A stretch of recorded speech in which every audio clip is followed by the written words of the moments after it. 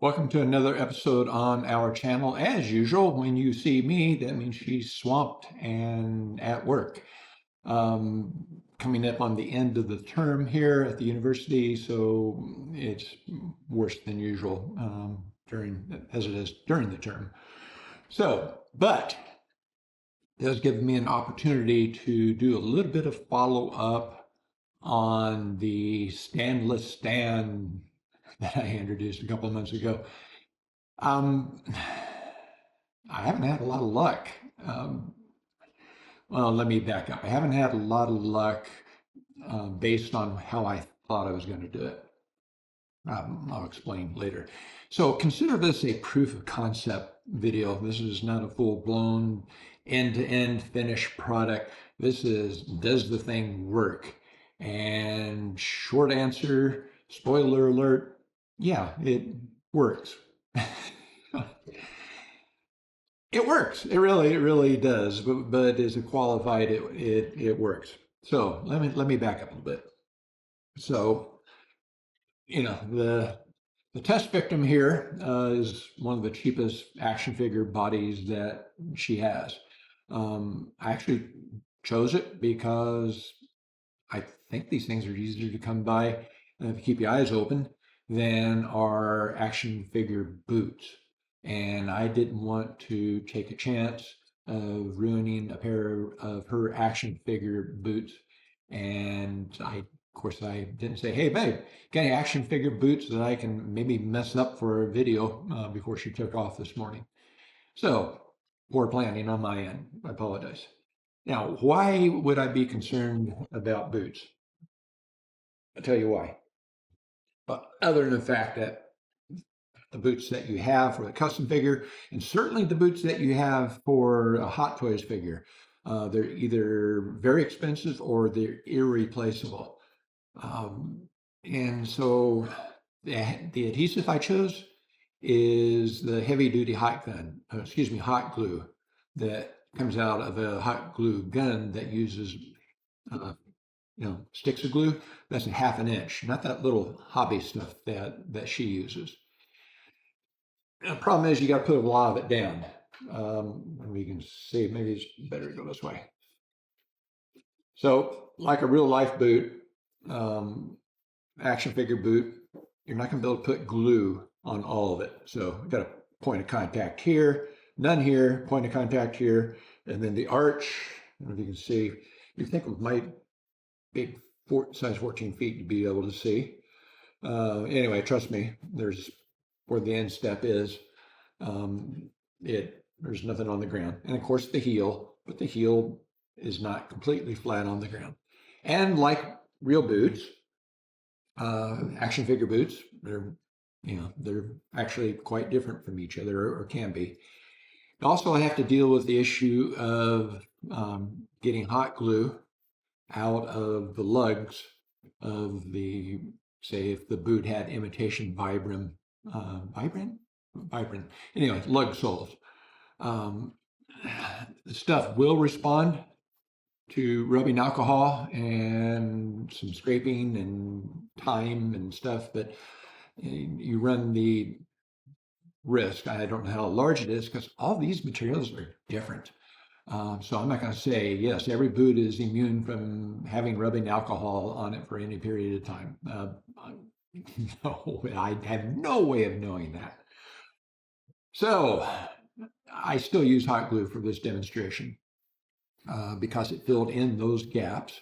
And even though I didn't use boots because it's proof of concept, I did put, well, let me back up. I almost gave away the show. So my thinking, and this big washer was not the one I was going to use, it's exaggerated for demonstration purposes. I was going to put at least one, possibly two steel washers, glue them to the bottom of the boot, and then use a rare earth magnet. I got this from Harbor Freight for, I think, $5.99. It's rated at 90 pounds. Who knows? But the annoying part is that the picture online, before I went, a couple miles over to pick it up, showed this area filled in with just the tiny little screw hole there.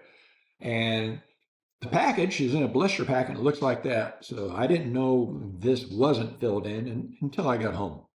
In the end, it didn't matter because washers were a bad idea. And here's why.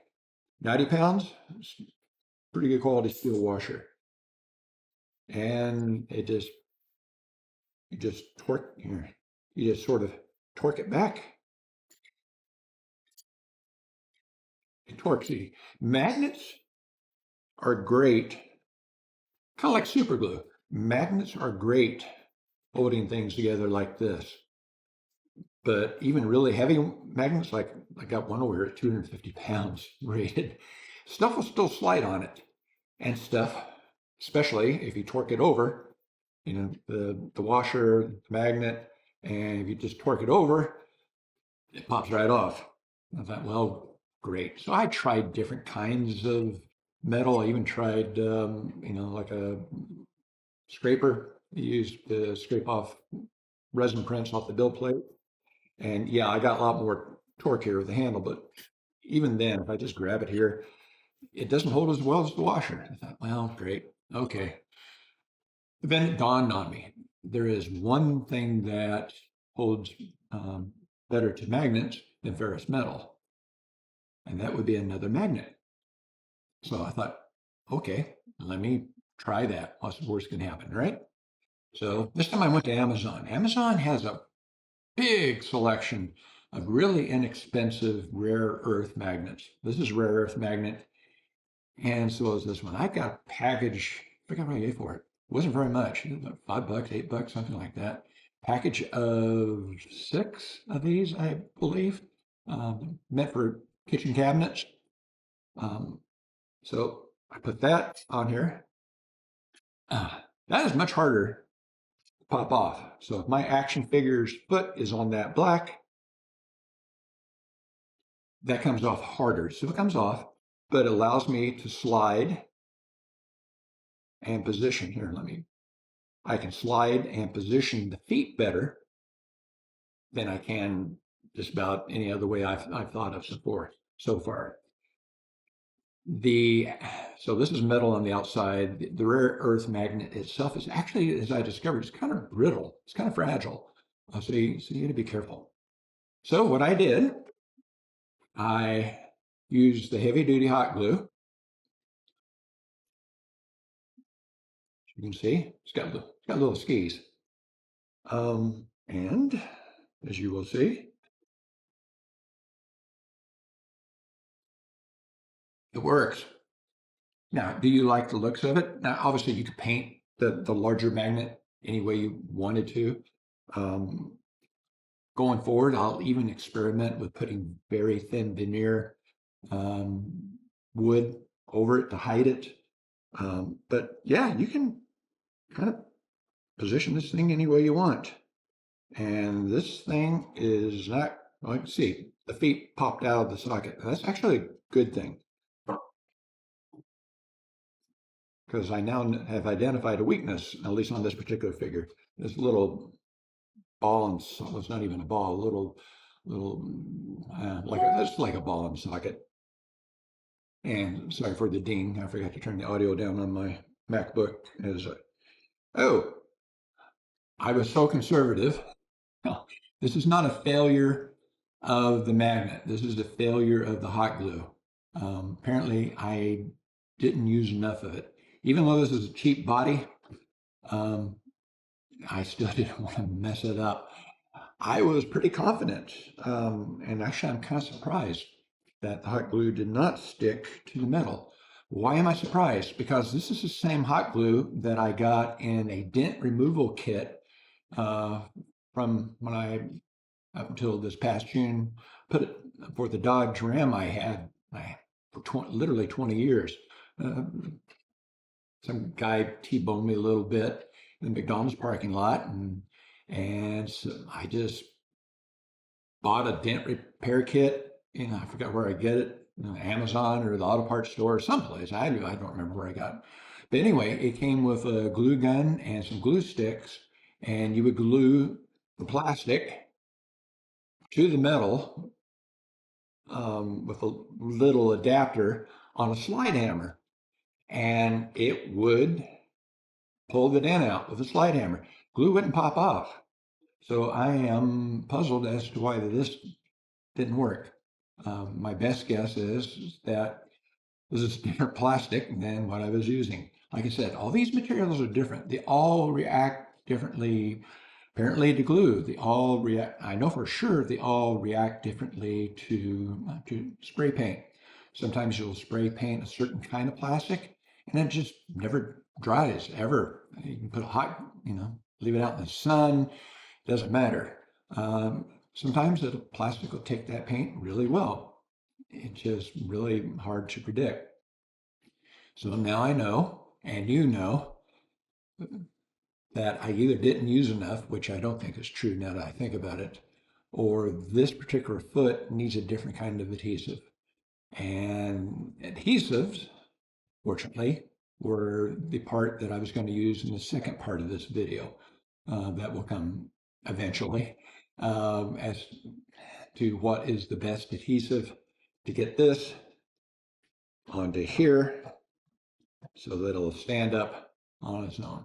One thing is for sure, you can slide the feet back and forth, you can twist them, and as long as your figure can stand up on its own, you're good to go. I'm even contemplating building a larger magnetic diorama for multiple figures. We'll see how that goes. But bottom line is you get rid of the crotch stand, you get rid of the waist grabber stand. Again, you're not going to do this with every figure. You're not going to do this with your expensive Hot Toys figures. It's going to be you to figure out what the risk versus reward, what is acceptable. So with that semi-failure, I hope you've liked what you've seen.